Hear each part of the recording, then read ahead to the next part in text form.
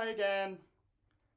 So, welcome back to the channel that has a new name. I just wanted to say something about that. I'll probably do a whole video on it later, but so the name, which was just my name before, is now the Aesthetics of Truth. And this was kind of inspired by someone who I'm just starting to learn more about, named Avanabhagupta. He's a big figure in the Kashmir Shaivite movement. And, he wrote a lot of true things. He shared a lot of wisdom and was very prolific. He didn't just share wisdom about occult, tantric rather, topics. He also really saw the value in aesthetics and how beauty in this world and the creation of beautiful things goes to praise the divine. And I was I was thinking about those two concepts, aesthetics and truth, and I was able to see that truth itself is one of the most aesthetically pleasing things that there is. It doesn't always necessarily feel like it when we have to face the truth, but when we're on the other side of seeing the truth, no matter how hard it was to look at, um, you realize that there was no reason to feel scared or alone ever. But I like I said, I will do a video probably on that later. Probably talk about Avanabhagupta, etc., etc. For now, I want to talk about maybe something not so spiritually focused. Uh, I've used that word a few times, and it's not necessarily actually like that you need to spiritualize everything. It's more so that you can do things with at least awareness, focus, but you can do things with meaning.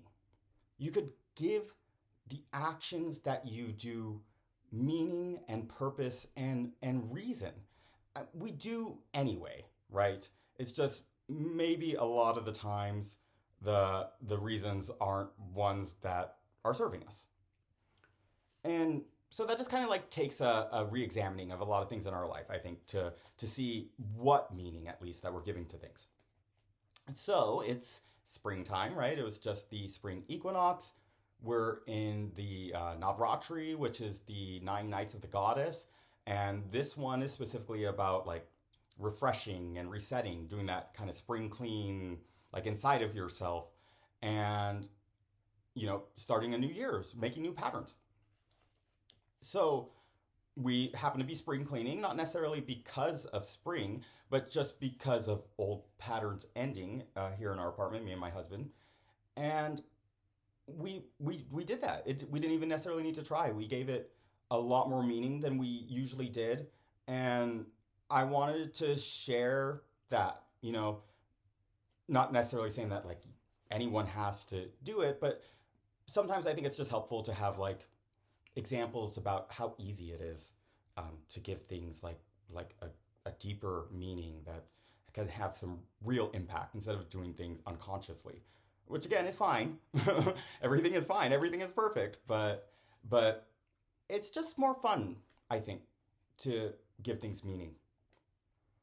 So I just look at my notes. I probably already said a few of them. This won't necessarily be that long of a video. I'm also going to talk about why my background is different, at least for today.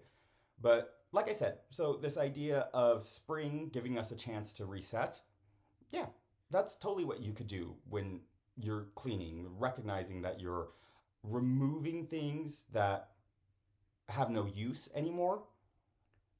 You can use it as a chance to take a look at your situation in an external factor. Sometimes it's hard to be honest about the things that are going on within our emotional, mental, or personal self.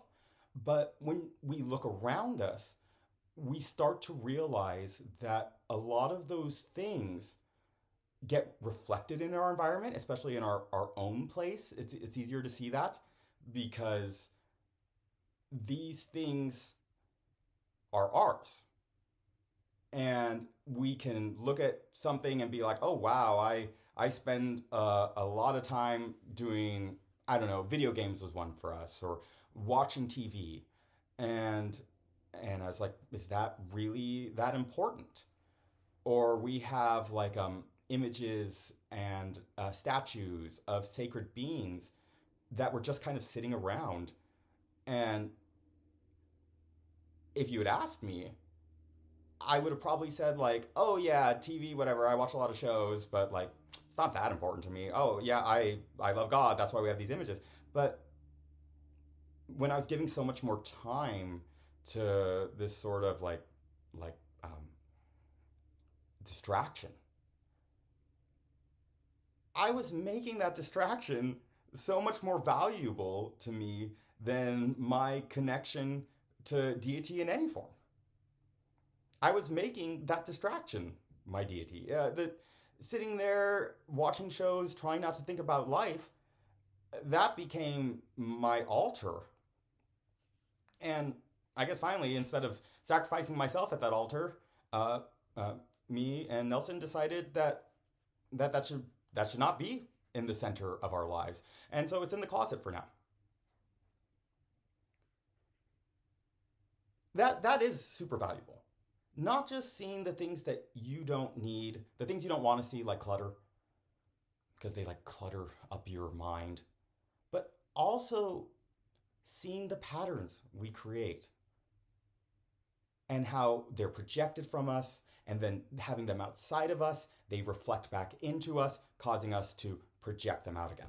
It becomes this never ending cycle that just gets deeper and deeper. And it's been great. It's honestly been great. And you kind of can replace those things with patterns you want to see, or replace them with nothing at all. The image of spaciousness, we've made our home a lot more spacious, not just by removing clutter, but by moving things around. That image of spaciousness in the mind sits there in such a way that like it fills you up.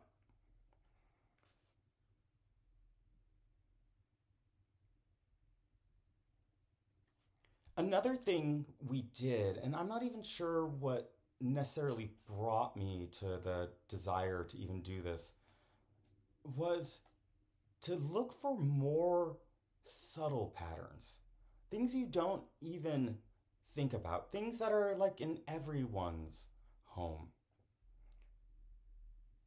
I covered up all the mirrors in our house. And luckily, Nelson thought it was a good idea too. And I had no idea how reflexively I would go to look at the mirror.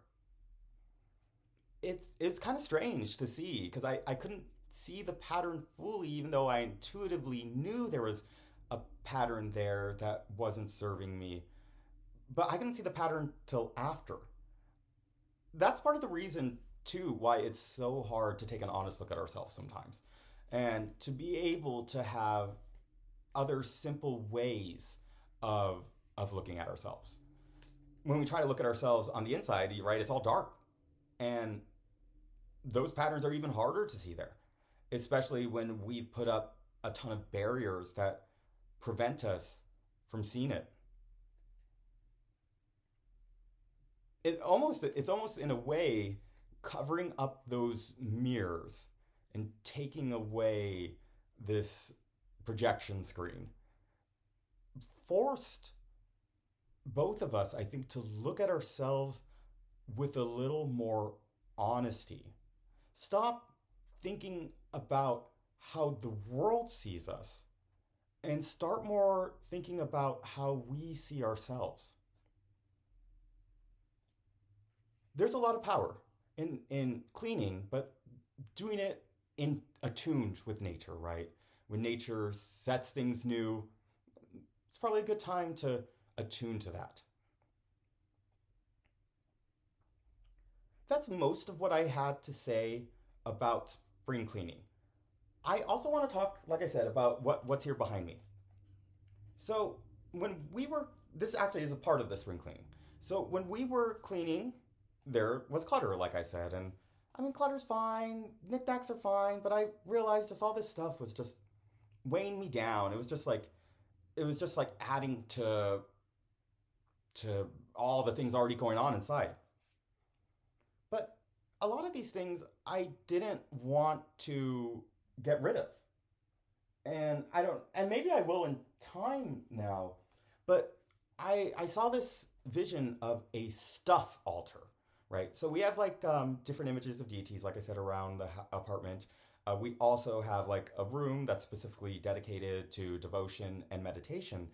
But I saw this idea for a stuff altar where you put all the stuff that is meaningful, especially if you're trying to like change old patterns, right? As you change old patterns, you start to become a new person. We are always changing, but there's a way to do it where you're kind of working with it, allowing the change to happen. And the stuff altar became a way to honor the person and the places that I've been. I threw it together haphazardly, but it built itself. And it is very difficult to describe how, once it all was there, the immense healing that rose from it. The knowledge that I may not want to be representative of that person who I've been in a lot of ways. But that person also deserves honor and respect and love.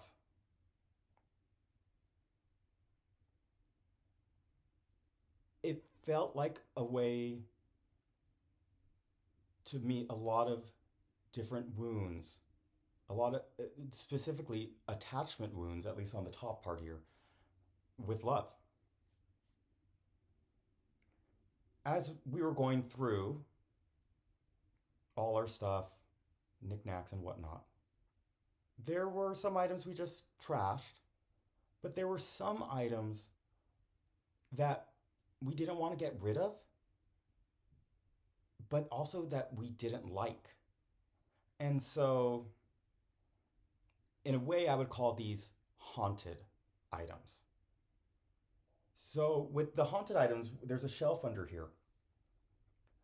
I put all the haunted items that are haunted with our emotion and our attachments, our narratives associated with them. And these haunted items have a place right down under the ground currently, but slowly over time, whether they're Nelson's or mine, each of us will come here occasionally and touch that piece of ourselves, that wound within ourselves, try to come to an understanding of why we feel this way about this item and consequently this way about maybe someone in our life or someone who we once were. And to meet that with love and bring it back out into the light again. I just wanted to share not just the spring cleaning thing, but this little stuff altar and this view on haunted objects. As I become more and more what feels like myself, it's very similar to this the experience I was having when I was doing neurofeedback. And I look back at the person I've been to myself and the person that I've been to other people, good and bad. It feels like I'm also looking at past lives in a way.